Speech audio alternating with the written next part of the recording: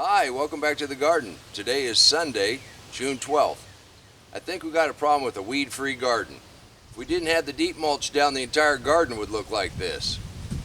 Gonna clean up a little bit around the edges, but with this bum leg, I haven't been able to tend things the way I wanted to.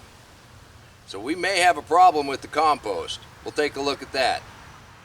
But if you look right here, we've got a beet, we've got a watermelon, we got a couple more beets right here, and a tomato.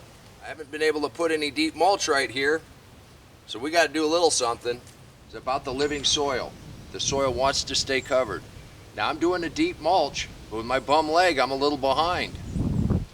This whole bale should be spread out on the garden already.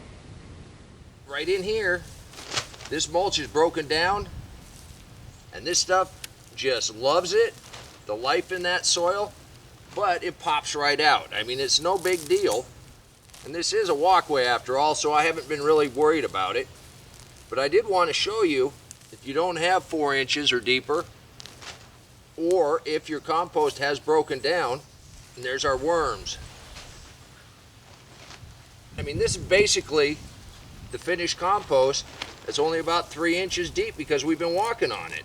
What we're going to do with this, pile it up, and then we're going to go ahead and put it back in the compost pile. And that's why you're always adding to your deep mulch. Now the ground wants to stay covered. The life in that ground wants plants to feed it sugar. That's where I think we got our problem with our compost pile. Something went wrong. Sorta. Now I never said I didn't weed, I just said I didn't like to weed. We're just gonna make a little pile and then we'll put it back in the compost. Let me get this little area cleared and we'll go take a look at what's going on in the compost pile. I mean, I'll put some more shavings down as soon as I can get around a little better. With my bum leg, I've been unable to turn the compost piles. So we've just been bringing out the kitchen scraps and any weeds. We've just been piling them up in here and it's slowly breaking down. That's not the problem. Come take a look at the problem. Now, if you remember when we built this, it was up this high. It's shrunk down, oh yeah. And it's growing a couple different kinds of sweet potatoes. An heirloom tomato, I think that's Carla. I have no idea what this big boy is. And I've got a potato and a carrot coming up. Those were kitchen scraps. Now what did Dr. Elaine Ingham say about the microbes in the compost pile? You wanted aerobic. You wanted them to attract roots or be attracted by the roots.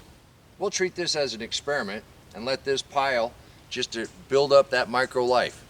Then in the fall, when everything's done and we can turn it into this one, we'll have a head start on next year. Remember, when life gives you lemons, make lemonade. You can do this too. I do want to thank you for stopping by on this humid Sunday and help me clear the electric fence and take a look at my chia pet experiment. Till next time, remember, take care of yourself, take care of your family, and God bless you.